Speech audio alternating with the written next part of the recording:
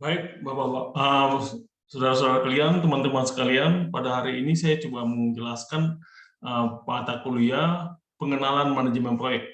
Jadi perkenalkan, nama saya adalah Dr. Insinyur Lukas Beladi Siombing yang mengampu mata kuliah manajemen proyek. Tentu pada teman-teman sekalian pasti menjelaskan apa sih proyek itu sendiri, ada apa proyek itu sendiri.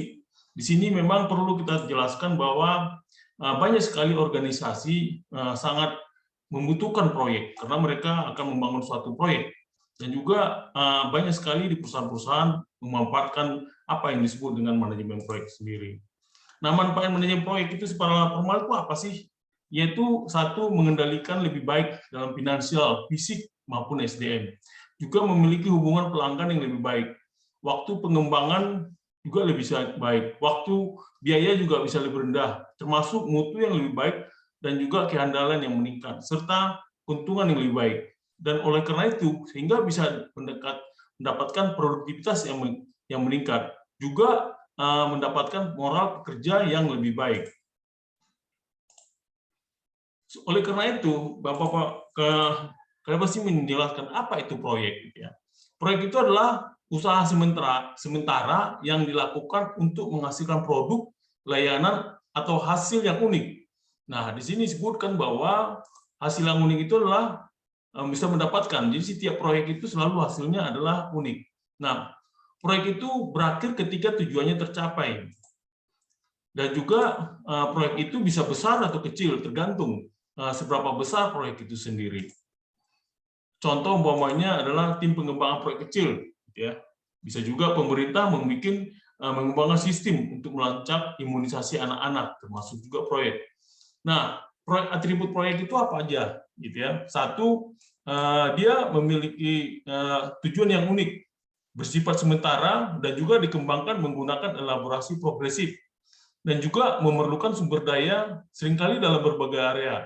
Contohnya memiliki sponsor, yaitu dapat menyediakan arahan atau juga dana untuk proyek, dan juga bersifat tak tentu. Oleh karena itu, apa sih yang disebut dengan proyek itu sendiri?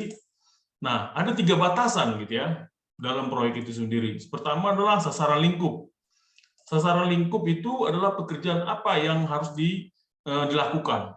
Kedua, sasaran waktu, yaitu berapa lama harus diselesaikan. Ketiga, sasaran biaya, berapa biayanya. Nah, oleh karena itu, apa tugas manajer proyek di sini? Tugas manajer proyek adalah untuk menyeimbangkan ketiga sasaran yang seringkali saling bersaing tersebut. Dari 3 sasaran itu, manajemen proyek harus berhasil gitu ya mencapai tujuan ketiga itu, lingkup, waktu, dan biaya. Seperti kita sebut dengan BMW gitu ya. Biaya, waktu, maupun mutu gitu ya. Sehingga hal ini bisa memuaskan sponsor proyeknya, pemilik proyeknya, siapa itu. Dan untuk Korea itu dari proyek tadi disebut lagi manajemen proyek. Apa itu manajemen proyek? Manajemen proyek adalah penerapan pengetahuan, keahlian, alat bantu, dan teknik pada aktivitas proyek untuk memenuhi kebutuhan proyek. Nah, disebutkan sini dalam manajemen proyek ada 9 knowledge area di situ ya. Ada scope management, time management, cost management, quality management, human resource management, communication management, risk management, procurement management. Nah, di sini disebutkan dari hasil ini ada juga yang disebut dengan project dan portofolio, dan hasilnya inilah disebut dengan kerangka dari manajemen proyek.